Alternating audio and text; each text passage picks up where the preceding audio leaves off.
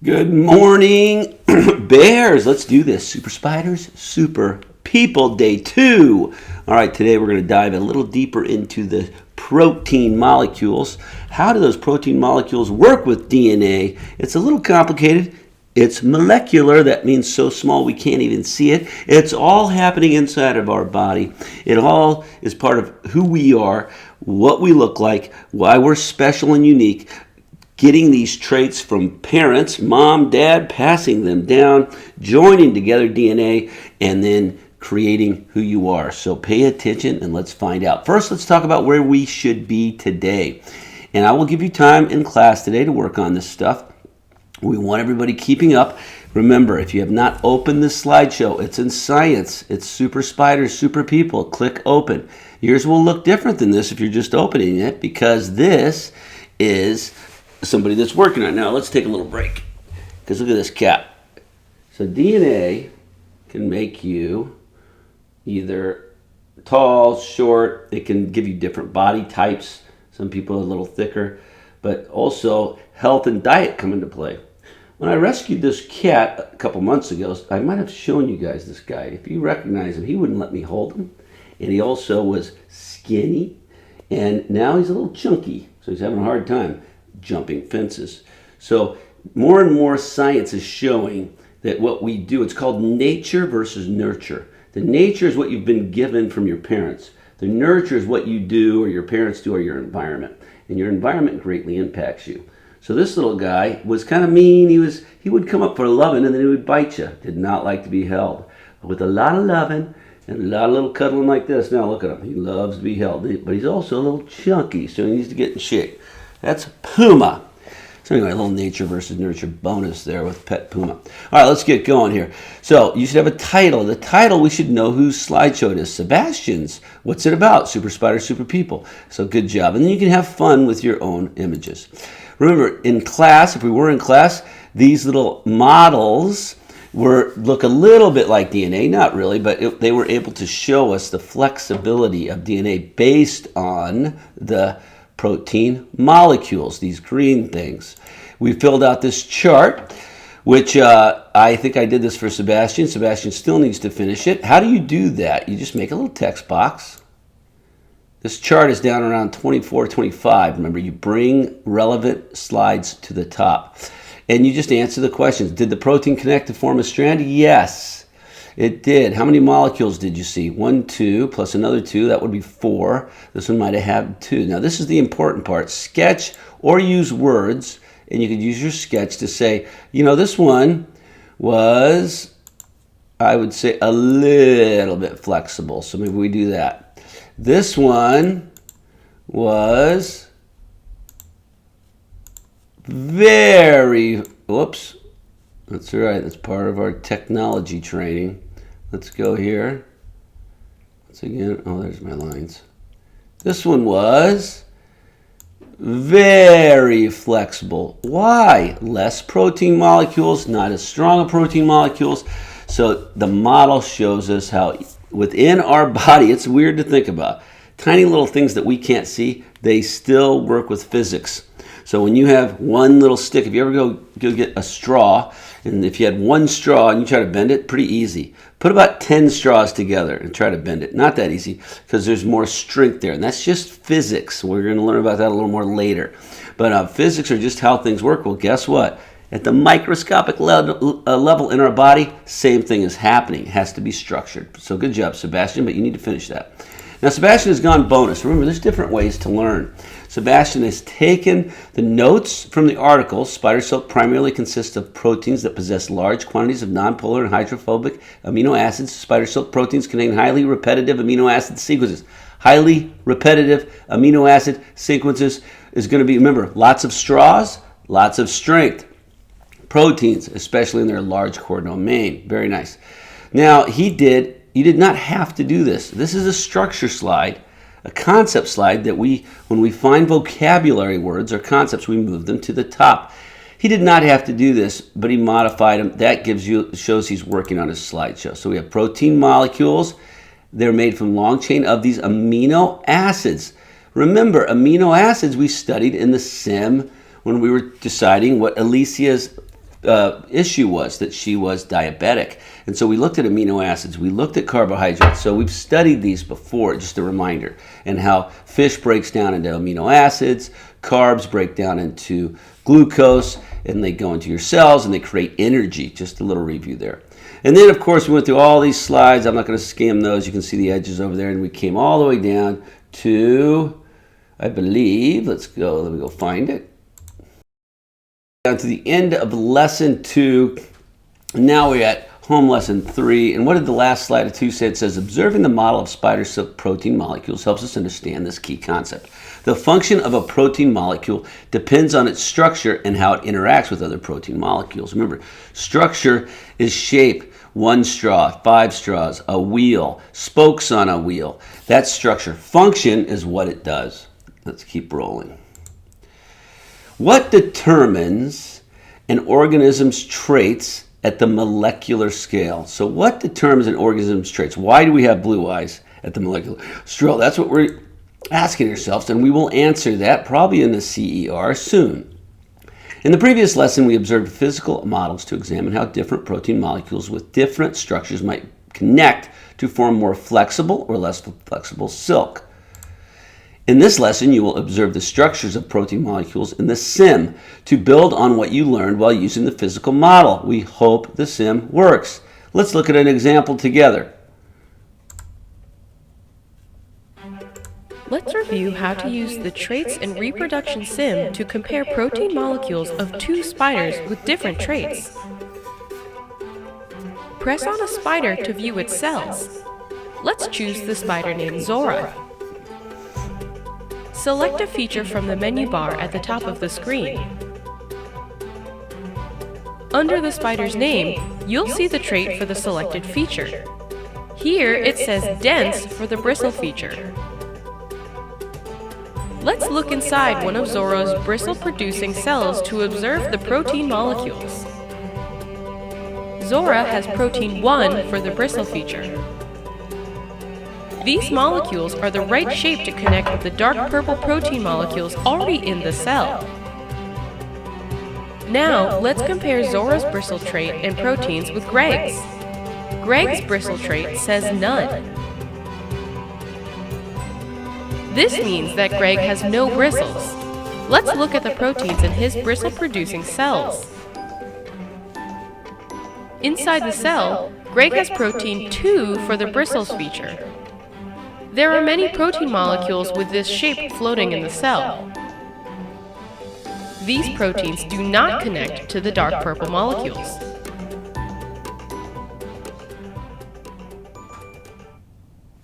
Okay. So, as usual, we can screenshot that, use that if the sim does not work for us. I'm going to get rid of that YouTube there. Remember that pressing the protein to trait example on the bottom left side of the screen shows more about how the protein determines traits for this feature. So down in here, you're going to press that. Read the next slides to see the protein to trait example for bristle. Let's take a look at this. Now, protein's already in the cell. We have an example of dense bristles. Now remember, somebody said they couldn't see this. You have to remember, you have to open your slideshow and even put it in presentation mode. And you can also make things bigger. Like I could make this thing bigger. So if you're ever working on your slideshow and you can't see stuff, you can make things bigger to try to see things. You can even zoom in and out with this view function. I'm not going to do that now, but there's ways to make your screen bigger. Protein's already in the cell, so and then you can click that. The spider's bristle-producing cells make one kind of protein that helps determine the number of bristles on the spider. This protein connects to another type of protein that is already in the cell. Interesting. And then, of course, there is the bristle. So we have the nucleus. Remember, these little circles represent nucleus. That's the brain of the cell. Then we have proteins already in the cell. Those are these little red marks. Sometimes you have to kind of pay attention and look closely to see what they're talking about. And then you have protein molecules connecting. So notice, these little ones, those little tiny little Nike symbols, are the protein molecules that are going to connect to the proteins already in the cell. See the ones here? They're not connected. This is by itself. This guy's by itself. These two have already connected. These guys are connecting, so that's important. Once the proteins connect, they enter the nucleus. Inside the nucleus, the connected proteins signal the cells to produce a bristle. Remember, this is happening inside of your body all the time. Not for bristles, but for little tiny hairs. But inside the nucleus of the cell, see this? We have a cell, that's represented here. We have a nucleus, and then these absorb into the cell. Notice they show different stages. Nowhere near a nucleus, getting close to a nucleus, absorbing into the nucleus. Connected protein molecules entering the nucleus. I know it's a little tricky. And remember, we saw the cell, like I said before, when we were doing metabolism, and how our cells take in glucose, amino acids, and then build,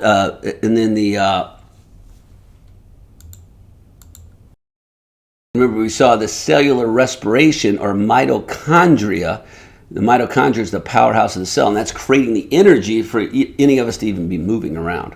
I know this is some heavy science. The illustrations show that the trait for bristle depends on whether or not a protein molecule can connect to other protein molecules. Notice bolded, protein molecules can connect.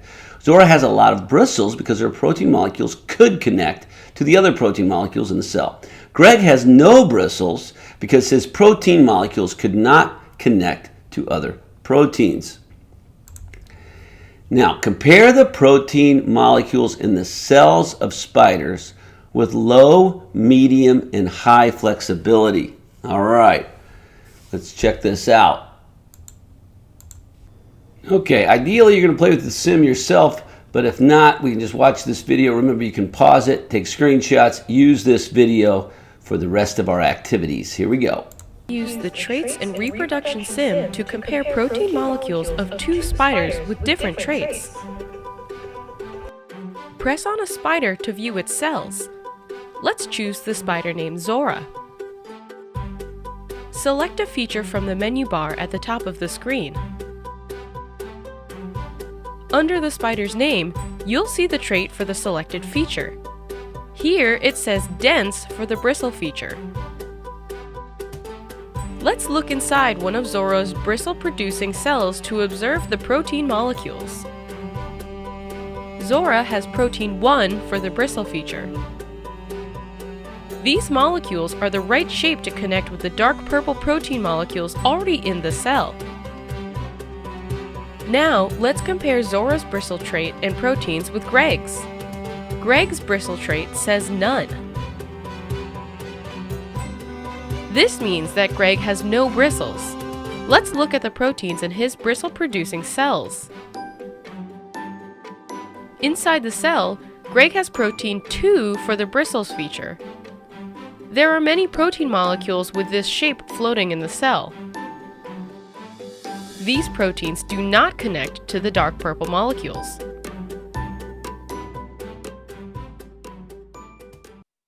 This is a Scottish fold cat. We love Scottish fold cats. All right, let's get out of here.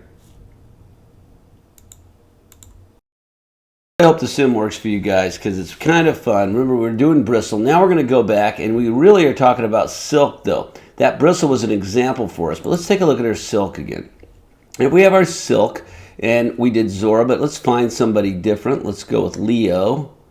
I like Leo. Oh, I forgot it. You don't. That's if you click it, it just does that. We want to go back. Just click the little X. Drag Leo within. So that's medium, silk, low.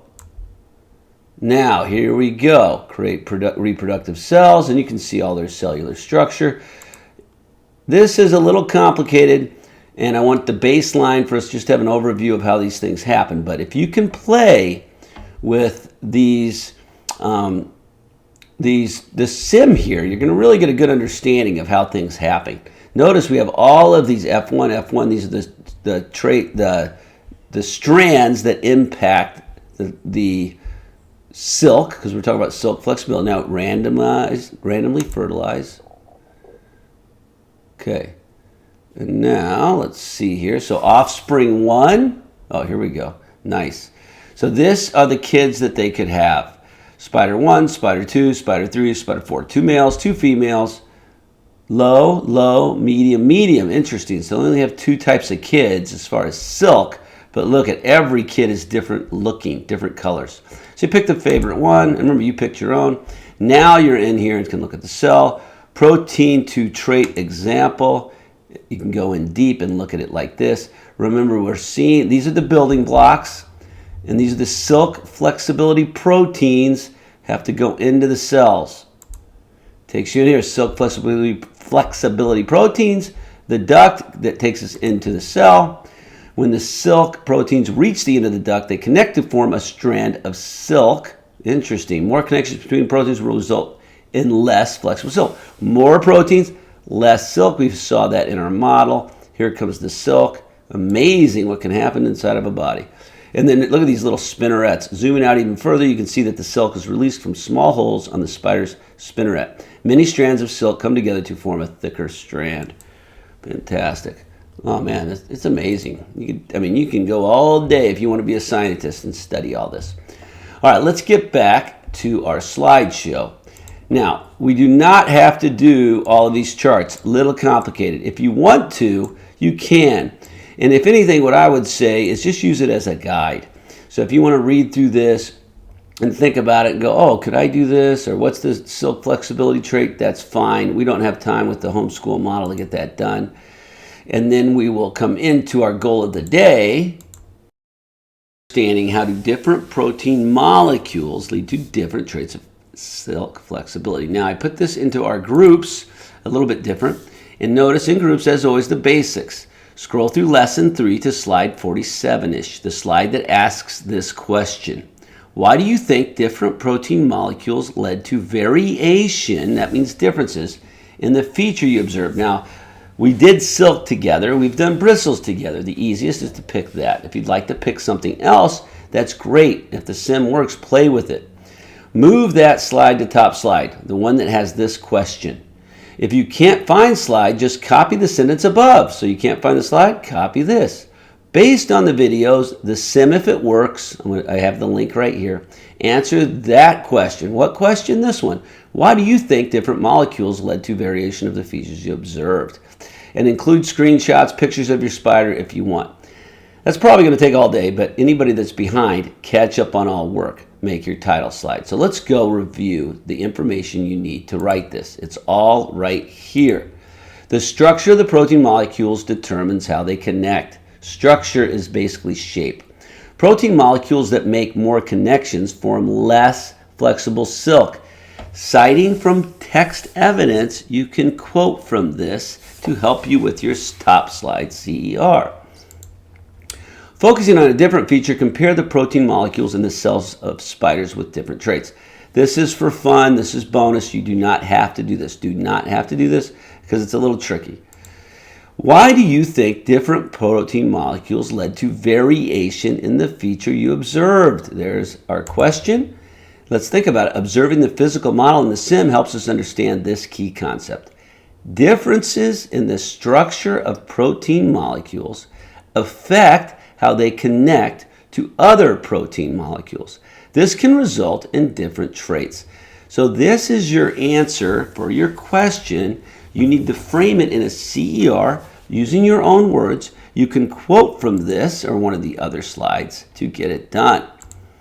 Although molecules are tiny, they have an important impact on things at larger scale. The structure of molecules determines how they function. Remember, the shape of the molecules determine how they work at a molecular scale, which determines the properties of the object they make up. So do they have long hair? Do they have stretchy silk? Adding this key concept helps us answer our investigative question. What determines an organism's traits at the molecular scale? Organisms can have different proteins in their cells for a particular feature. Different proteins. I'm giving you the outline for your CER. Let's review the new key concepts and vocabulary we have added to our science wall. Remember, our science wall is move the vocabulary to the top. You can also review these on the home screen wall page. Remember, our key concepts are the words that we've moved to the top. And we have these words already: feature, trait, variation, function, structure, protein molecule. We have our spider trees to help you understand how traits work. There's a review here. You do not have to do this. We're doing this with our top slide. I'm just doing an overview. And then these are claims that we are going to work on in our next lesson, so do not worry about that. All right, so let's get up here. Remember, it's all in groups. The key question, I believe I said, is in 47. Sebastian, it will be done for you. Why do you think different protein molecules led to a variation in the feature you observed? Bam! Top slide. Answer this as a CER. Now, along the way, if anybody wants to just show that they've worked on their slides, when you come across key concept slides like this, oh, that's a key concept. When it looks like this, we move those to the top.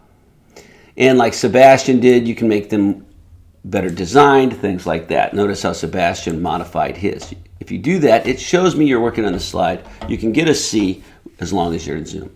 All right, let's get busy. Everything's in groups as usual. Review groups, review the video. Let's do this.